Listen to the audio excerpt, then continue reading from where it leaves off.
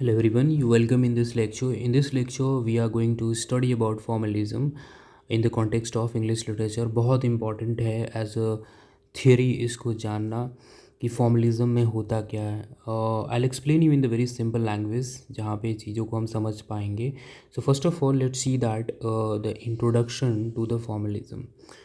अब ये क्या है कि formalism is a school of literary criticism that emerged in early 20th century primarily in Russia. So that particular concept was developed in Russia में ही developed हुआ था by the two groups actually. Will know that. आगे देखते हैं. It focuses on analysing literary text based on their form, structure and language rather than external factors such as history, politics, biography, or social influences. The key idea behind formalism is that a work of literature should be studied as self-contained, autonomous entity.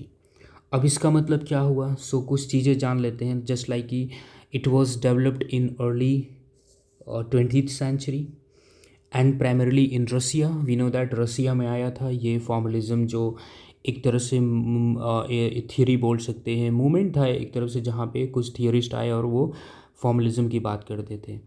That specially focus किस पे करता है? Focus is on the text based on there forms, structure and language. तो forms पे जैसे कि mostly they were analysing the poetry, है ना, जो दो होता है, एक प्रोज है एक पोइट्री है. सो वी नो दैट कि in English literature we study poetry and prose. But specially if I talk about the formalist, तो ये क्या करते थे कि ये पोइट्री को एनालाइज करते थे, पोइट्री के टेक्स्ट को एनालाइज करते थे. इसके अलावा बहुत सारी चीज़ें हैं, जैसे कि वो क्या बिहाफ मानकर एनालाइज करते थे. Like you know they discarded that the external factors such as history, politics, biography और द सोशल इन्फ्लुएंसेस. लाइक अगर बात करूँ कि जैसे एक टेक्स्ट है, तो हम जब भी अगर नॉर्मल रीडर होके या नॉर्मल क्रिटिक होके हम उसको एनालाइज कर रहे हैं, तो होता क्या है कि हम बहुत सारे एस्पेक्ट्स को देखते हैं कि उस वर्क को किसने लिखा है, किस एरा में लिखा है, क्या इमोशंस डाले गए हैं, क्या मुद्दा है उसको लिखने का. So basically when we analyse, when we criticise the things, so we do a lot of things, we focus on the lot of aspects actually on that text, around and surround में.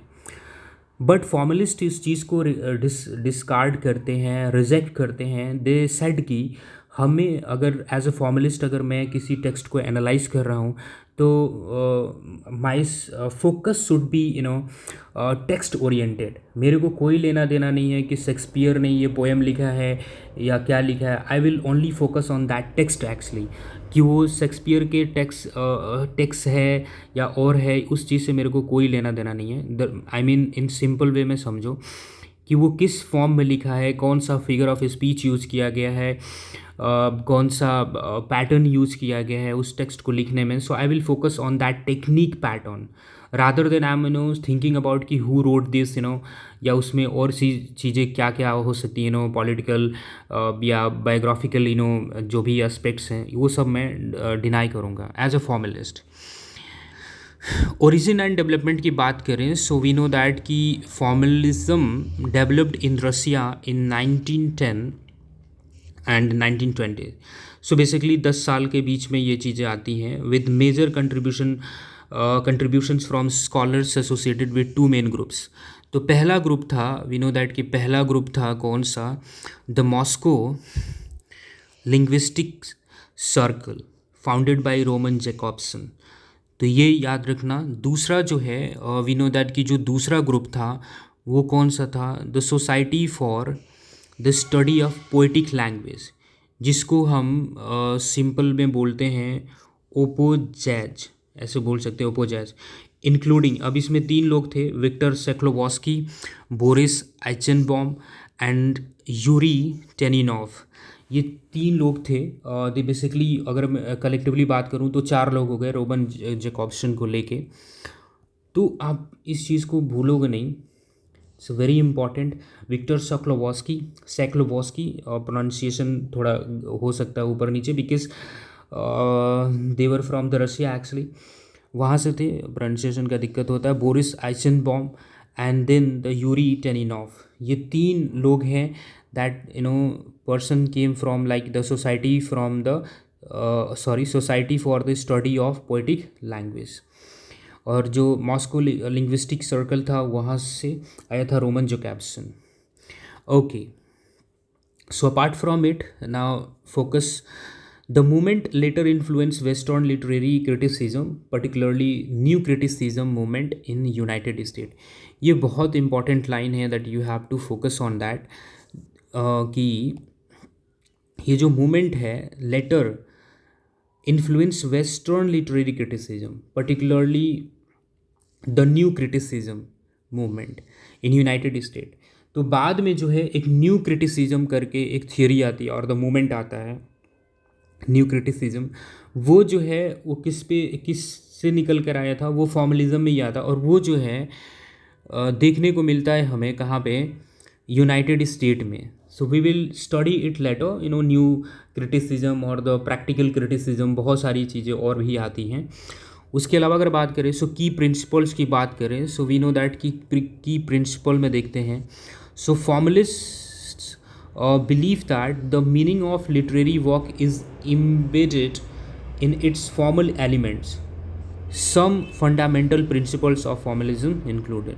तो ये तो चीज़ है, embedded का मतलब होता है कि फिक्स होता है, किसी भी लिटरेरी वर्क का मीनिंग जो है उसी में फिक्स होता है। You don't need to go through the lot of things, you don't need to focus on the other things. Okay, so you just need to focus on that particular text, है ना, text पे ही focus करो और उसको analyse करो।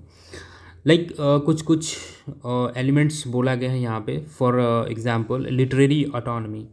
सो autonomy जो होती है, इट्स सोज दैट कि सेल्फ गवर्न, है ना, तो वो टेक्स्ट जो है खुद को सेल्फ गवर्न करता है।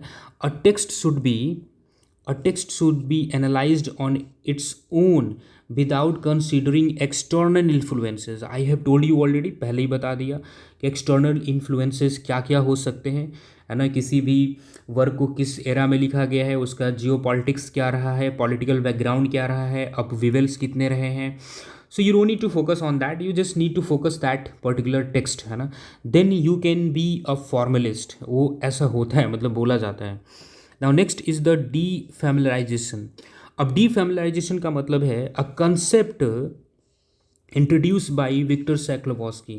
It refers to the way literature makes the familiar seem strange and new through artistic techniques.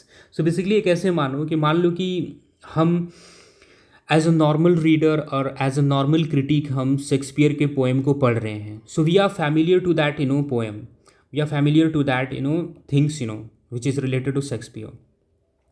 और when we apply the technique of defamiliarization, अब इसमें क्या होता है कि डीफैमिलराइजेशन जैसे ही टेक्निक को अप्लाई करते हैं तो वो सेम चीज़ जिससे हम फैमिलियर है उसको एज ए स्ट्रेंज हम देखते हैं, जस्ट लाइक कि हम उसको एक स्ट्रेंज या सेपरेट एंटिटी करके हम देखना शुरू करते हैं। इट्स लाइक कि टोटली वो चीज़ें बदल जाती हैं, फैमिलियर हो जाती है, डीफैमिलियर हो जाती है चीज़ें।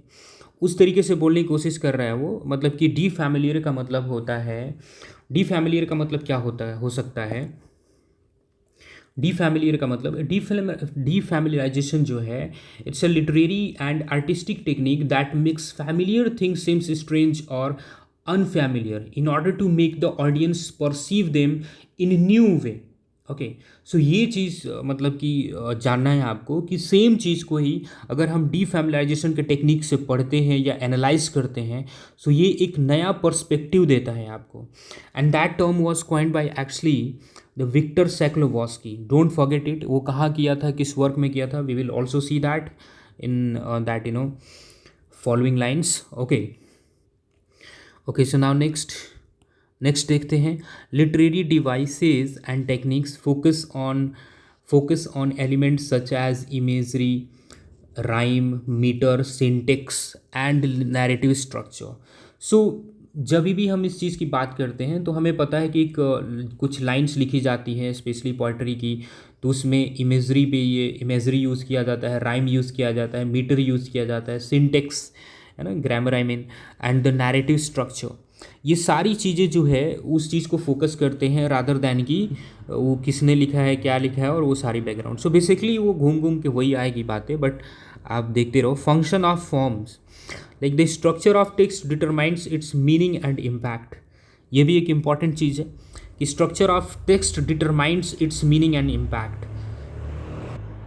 सो कहने का मतलब है कि स्ट्रक्चर, जो टेक्स्ट का स्ट्रक्चर होता है वो डिटरमाइंस करता है, वो निर्धारित करता है कि उसका मीनिंग क्या होगा, rather than we are maybe searching for the external factors की उस चीज़ को हम मिला के। जैसे कि वर्ड्सवर्थ लिख रहा है, अब वर्ड्सवर्थ किसी टेक्स्ट को लिख रहा है, तो जब भी हम उस टेक्स्ट को पढ़ेंगे तो वर्ड्सवर्थ किस एरा में था, कैसा लिखता था, वो सारी हमारी दिमाग में चीज़ें चलती हैं। तो क्या होता है कि as a formalist I can't justify that particular text, है ना। सो अगर मुझे फॉर्मलिस्ट बन के उस टेक्स्ट को एनालाइज करना है तो I have to forget that the backgrounds, कि हु रोड दिस, वो किसने लिखा, शेक्सपियर ने लिखा है या वर्ड्सवर्थ ने लिखा, बिकॉज दैट थिंग इन्फ्लुएंसेज वो इन्फ्लुएंस करता है कहीं ना कहीं, और उस तरीके से हम उस टेक्स्ट को देखने लगते हैं कि अच्छा ये व्यक्ति ऐसा था तो इसलिए ये ऐसा लिखा होगा। सो फॉर्मलिस्ट जो भी थे दे डोंट बिलीव कि इस तरीके से हमें टेक्स्ट को एनालाइज करना चाहिए। सो दैट्स वाई वो बोल रहे हैं कि the structure of text determines its meaning and impact. अगला जो है it's very important line by वो फॉर्मलिस्ट जो है, close reading a detailed analysis of text language and formal components is necessary to understand its artistic value. अब ये बहुत important होता है क्लोज रीडिंग की जब भी बात आए, कि close reading to the text, जो हम टेक्स्ट को पढ़ते हैं ऑफ द टेक्स्ट, उसमें क्या होता है कि हम डिटेल्ड एनालिसिस कर पाते हैं टेक्स्ट के लैंग्वेज को। Formal component is necessary to understand its artistic value. तो किसी भी टेक्स्ट के आर्टिस्टिक वैल्यू को समझने के लिए उसमें कौन सा लिटरेरी फिगर्स एंड ऑल, हमने अभी ऊपर बात किया था, लाइक बहुत सारी चीज़ें होती हैं एक टेक्स्ट में। इमेजरी है, ओके, इमेजरी यूज़ किया गया, rhyme, metre, syntax and narrative story. So basically it's the beauty of text, है ना। एक टेक्स्ट इन सब चीज़ों से मिलकर वो बनता है, and it shows the beauty of text, है ना। एक सुंदरता दिखाता है उस टेक्स्ट की, एक जो ओरिजिनल बोल सकते हैं कि मीनिंग है वो दिखाता है। तो हम अगर इन चीज़ों को अगर हम फोकस करते हैं तो ज़्यादा बेहतर हम चीज़ों को समझ पाएंगे according to the formalist. Okay, तो ये आगे देखते हैं। सो मेजर थियरिस्ट की बात करेंगे अभी। Major theorist, we know that कि मेजर थियरिस्ट कौन थे।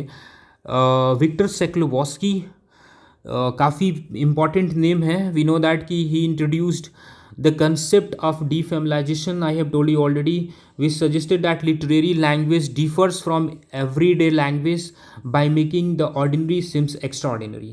सो बेसिकली डीफेमिलाइजेशन वो कंसेप्ट है, अगर आप अप्लाई करते हो तो एक नॉर्मल चीज़ को आप एक्स्ट्रा ऑर्डिनरी करके देख सकते हो अकॉर्डिंग टू दैट थिंग। होता है क्या है कि हम फैमिलियर होते हैं बहुत सारी चीज़ों से, तो हम उसी तरीके से देखना पसंद करते हैं। हम जैसे आज देख रहे हैं किसी चीज़ को, आज से 5 साल बाद भी वैसे, अगर आप थोड़ा सा उस चीज़ को चेंज करते हो, डीफेमिलाइजेशन वाली कॉन्सेप्ट यूज़ करते हो, तो you will see that things in other way. तो वो चीज़ होता है। आगे देखते हैं Roman Jakobson, he is also very important name. तो रोमन जैकॉब्सन जो है, he focused on the linguistics aspects of literature, arguing that the poetic language has distinct features that set it apart from other forms of discourse. Linguistics aspects पे वो focus करता है mostly, वो जो लिखा गया है किस फॉर्म में लिखा गया है। Argue poetic language has distinct features, वो बोलता है कि जो जिस तरह से पोएट्री लिखी जाती है उसकी खुद की अपनी एक अलग पहचान होती है, अलग फीचर होता है ना। That set it apart from other forms of discourse. तो वो जो है जो लैंग्वेज, जो उसकी बातचीत की जो लैंग्वेज होती है पोइट्री की, वो उसको अलग बनाता है from the day to day conversation और the discourse. Now next is Boris Eichenbaum, जो भी नाम है इसका। So he advocated for an independent study of literary text, है ना, फ्री फ्रॉम सोशल और हिस्टोरिकल कॉन्टेक्स्ट। अब ये जो है वही बात कर रहा है जो अदर फॉर्मलिस्ट बात करते हैं, he was also a formalist. तो वही चीज़ है, एक जो टेक्स्ट होता है उसकी इंडिपेंडेंट, है ना, स्टडी होनी चाहिए, वो क्या होना चाहिए, free from social and historical context से बाहर होनी चाहिए। हम अगर मैं बात करूं कि अगर हम श्रीमद् भागवत गीता को हम पढ़ते हैं, तो श्रीमद् भागवत गीता या हम ऐसे पढ़ रहे होंगे द गीता को, तो we always connect with the social और द हिस्टोरिकल कॉन्टेक्स्ट। उसको हम लेकर चलते हैं कि what happened there. So according to formalist अगर मैं देखूं तो उसको जो हुआ था in the battle of Kurukshetra, और उस पे जो है I mean the lord Krishna enlightened Arjun. तो वो जो चीज़ वहाँ पे जो हो रही होती है, अगर हम बैकग्राउंड हटा दें और सीधा टेक्स्ट ओरिएंटेड हम स्टडी करें कि व्हाट गीता सेज एक्चुअली, क्या गीता बोलती है, अगर कॉन्टेक्स्ट को हटा दिया जाए, अगर हम हिस्टोरिकल बैकग्राउंड को हटा दिया जाए, तो उस स्टडी को हम बोलेंगे फॉर्मलिस्ट अप्रोच, फॉर्मलिज्म, है ना। लेकिन अगर हिस्टोरिकल बैकग्राउंड यूज करते हैं, so basically we are doing the same things like a familiar things, we are doing from the many years actually. तो वो चीज़ हो रही है यहाँ पे, इस चीज़ को ध्यान रखेंगे आप ना। इसके अलावा अगर बात करें, सो दूसरा जो फॉर्मलिस्ट रहा है यूरी टेनिन्योव। अब ये जो है क्या बोलता है कि emphasis the dynamic nature of literary forms and how they evolve over time. So वो बोलता है कि जो dynamic nature of literary forms हैं वो क्या, जो मतलब कि जो लिटरेरी फॉर्म्स हैं वो डायनेमिक है इन नेचर, वो रैंडम है एक्चुअली, एंड वो उसी चीज़ पे फोकस करता है एज ए फॉर्मलिस्ट। एंड ये भी बोलता है कि ये जो है ओवर टाइम ये इवॉल्व हुआ है अलग अलग तरीके से, अलग अलग टाइम पीरियड में, एंड हम इस चीज़ को समझ सकते हैं। फॉर एग्जाम्पल यहाँ पे मैंने लिया है लेकिन फॉर्मलिस्ट एनालिसिस इन प्रैक्टिस कैसे करते हैं, to understand how formalist criticism works, कैसे ये काम करता है, फॉर्मलिज्म कैसे काम करता है। Let's take an example of poetry, consider a Shakespearean sonnet a formalist would analyse. कैसे एनालाइज करेंगे फॉर्मलिस्ट अगर वो शेक्सपियर के कुछ सोनेट्स को लेते हैं। जस्ट लाइक कि they analyse the rhyming scheme, A जो भी है ये rhyming scheme A B C D E F G G. So basically they will see that कि व्हाट शेक्सपियर रोट हियर। उसके अलावा अगर बात करें सो वहाँ पे ये देखेंगे कि क्या मतलब कि जो रिसाइटिंग स्ट्रक्चर होता है आइएम्बिक पेंटामीटर, दैट कि stress and unstress, sorry unstress and stress ऐसे होता है iambic pentameter if I am not wrong. तो उसमें क्या होता है कि it's a technique of reciting, poem को कैसे पढ़ते हैं, कैसे किस वर्ड पे स्ट्रेस डालना है, किस वर्ड्स पे अनस्ट्रेस डालता है। तो इस चीज़ पे जो है फॉर्मलिस्ट फोकस करते हैं।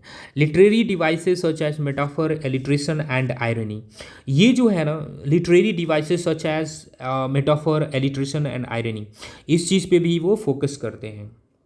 इसके अलावा देख लेते हैं कि how the structure reinforces the theme, for example sonnet 18 में। सो ये जो टोटल ये हो रहा था अभी तक, जो अभी हो रहा था, जैसे कि ये तो हम नॉर्मली पढ़ते भी हैं, तो अब ये किसने लिखा है फॉर्मलिस्ट को कोई लेना देना नहीं है। भाई शेक्सपियर लिखे हैं, ठीक है लिखा होगा, but Shakespeare we know that कि he used to write sonnets, और उसके जो सोनेट्स होते हैं वो जनरली क्या होता है कि वो लव एंड ऑल ऐसे कुछ चीज़ों पे थीम पे बेस्ड होता है। तो वो इस चीज़ को फोकस नहीं करते हैं कि इस टेक्स्ट में जो ये सोनेट है इसमें लव लिखा गया है, किसको लिखा गया है, लेडी वो क्या था ब्लैक लेडी, जो भी है ब्लैक लेडी, एंड वो मिस्टर WH है ना, वो था हेनरी रैदर्सली जो भी उसका नाम था, तो उसको डेडिकेट किया गया है। वो शेक्सपियर और उसके पढ़ने वाले रीडर्स ऐसे समझते हैं, बट फॉर्मलिस्ट उस चीज़ पे फोकस नहीं करेंगे। दे will see that the form of text, है ना, कि उसमें कौन सा राइमिंग स्कीम यूज़ किया गया, उसमें कौन सा आइएम्बिक पेंटामीटर या जो भी यूज़ किया गया है, उसमें मेटाफर है, लिटरेशन है, आयरनी है, ये सारी चीज़ें, मतलब कि लिटरेरी डिवाइसेस कौन सी यूज़ की गई है। तो ये सारी चीज़ें देखते हैं। अगर मैं बात करूँ, so shall I compare thee to a summer's day, a formalist would examine how Shakespeare's use of imagery, metaphor and rhythm contribution to the poem's overall effect. तो वो कैसे करता है, उस चीज़ पे फोकस करते हैं रादर देन कि वो उसमें इमोशंस क्या यूज़ किया गया है, उसमें अदर एस्पेक्ट्स क्या यूज़ किया गया है, उस चीज़ पे उनको कोई लेना देना नहीं है। इन्फ्लुएंस एंड लेगेसी देख लेते हैं, और it's very important. We know that कि न्यू क्रिटिसिज्म जो है इस चीज़ को जो है इन्फ्लुएंस करता है in mid 20th century formalism influences new criticism in United States which also emphasizes the close reading and textual analysis। इस चीज़ को है structuralism and post structuralism जो होता है later literary theorists built upon formalist ideas and exploring deeper linguistic structure in texts। ये भी एक चीज़ है। So modern literary analysis, though many of its techniques such as close reading remain the fundamental to literary studies today। तो ये कुछ facts हैं that you can go through it. I think ऊपर हमने इस चीज़ को डिस्कस कर चुका है कि इसके अलावा जो है क्या क्या मतलब कि होता है वहाँ। इसके अलावा हम देखते हैं कि कुछ चीज़ें और भी इम्पॉर्टेंट है लाइक कि क्रिटिसिज्म ऑफ फॉर्मलिज्म। अब इसका क्रिटिसिज्म जो है निगेटिव एस्पेक्ट क्या रहा है, निगेटिव चीज़ें क्या रही है फॉर्मलिज्म की। वी नो दैट कि जो फॉर्मलिज्म था वो ignoring historical and social context, ये पहला ही काम था उनका कि जो सबसे पहली चीज़ वो करते थे वो हिस्टोरिकल और सोशल कॉन्टेक्स्ट को इग्नोर करते थे। Being overly technical and mechanical, वो जो पोइट्री या फिर वो लाइन जो टेक्स्ट है उसके डीप में जाके डीप एनालिसिस करना about the structure tech and syntax जो भी है, इमेजरी या फिगरेटिव स्पीचेस, ये सारी चीज़ें जो भी होता है वो काफ़ी जो है ओवरली टेक्निक होती है और मैकेनिकल होती है। सो ये एक नेगेटिव एस्पेक्ट हो सकता है इसका, है actually. And neglecting the author's intent and readers interpretation, इनको इस चीज़ से कोई लेना देना नहीं है कि ऑथर्स का जो इंटेंशन क्या रहा है उस चीज़ को लिखने के लिए, या फिर रीडर का इंटरप्रिटेशन क्या है, रीडर पढ़ने के बाद कैसा फील कर रहा है, उसके अंदर कैसी फीलिंग्स या जो भी ओवरऑल एक इमोशन डेवलप होता है ऑथर का या फिर इन जो भी रीडर है उससे इन फॉर्मलिस्ट को कोई लेना देना नहीं रहता है। वो जनरली इस चीज़ों को डिस्कार्ड करते हैं, इन चीज़ों को। I mean now in the very short देख लेते हैं कुछ important facts related to formalism. So critics and their contribution, we know that कि विक्टर सैक्लोवस्की जो है he developed the concept of defamiliarisation, इसको याद रखेंगे। Argued that artistic language disrupt automatic perception, ठीक है, ये है example.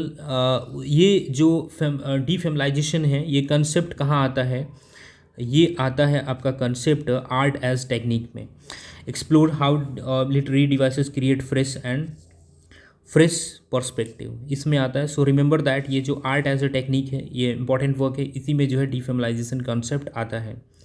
Now next is the Roman Jakobson. Roman Jakobson की अगर बात करें so he wrote essay linguistics and poetics.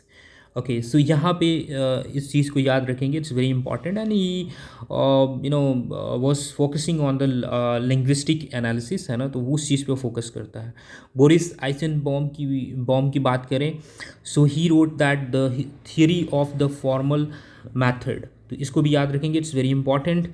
Apart from it Yury Tynyanov का जो एक वर्क था, अच्छा लिखा नहीं है यहाँ पे, यूरी टेनिनॉफ का जो है so argue that literature evolves through dynamic shift and formal structure, इसको पढ़ चुका है। Explore how new literary techniques emerge by modifying past conventions. Okay, so अब हम कुछ क्वेश्चंस देख लेते हैं, it's very important to know, very important to know, क्या देखना है।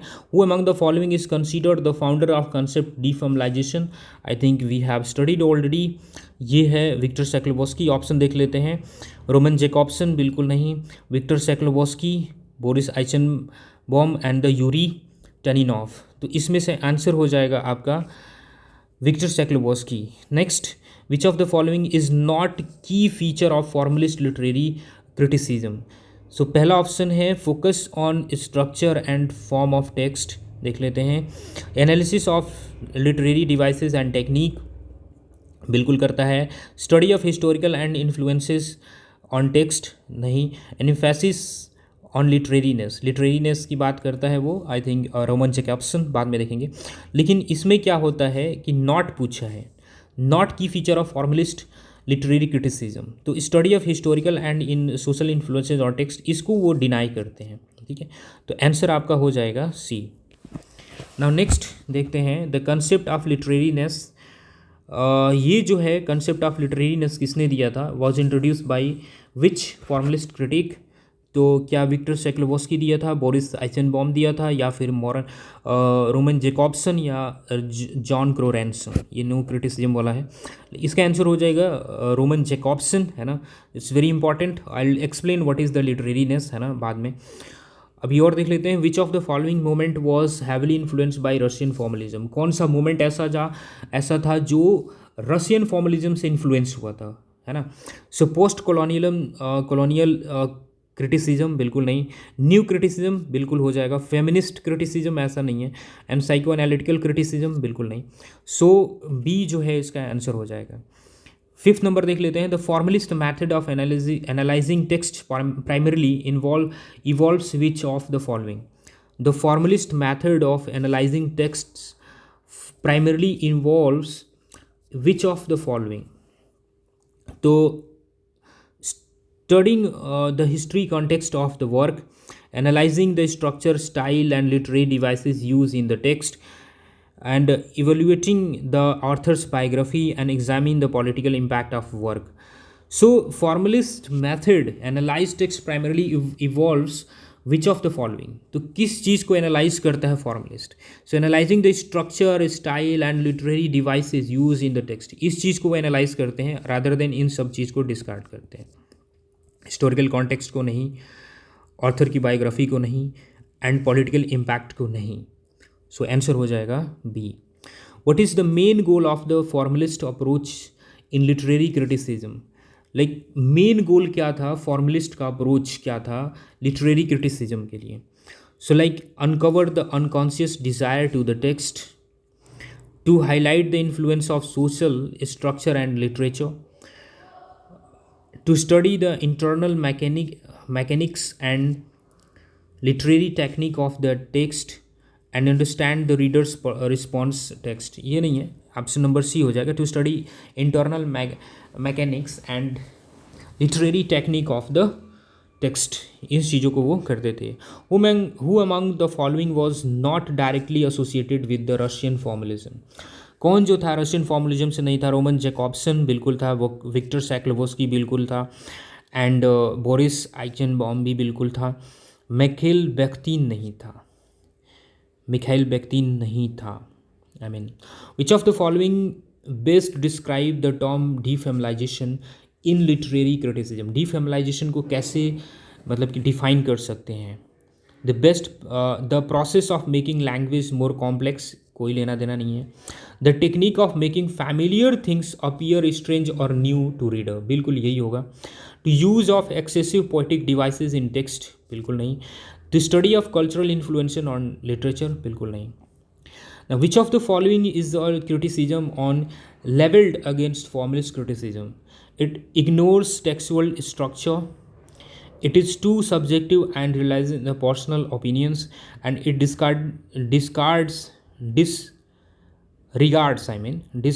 historical social, यही हो जाएगा, social and political context of literature. Now last one is, I think, which of the following works is associated with Russian formalism? The art as a technique, okay, answer देख लेते हैं, यही होगा। Death ये भी नहीं है, हॉरोल्ड पिल्डर का, ब्लूम का भी नहीं है, Bloom. And orientalism, Edward said, बिल्कुल नहीं है। Associated with formalism, Russian formalism, we know that art as technique by Viktor Shklovsky, where he gave the concept of defeminization. Okay, so thank you so much। अगर आप यहाँ तक देख चुके हो तो I hope that you will get a lot of things from this lecture. Thank you so much.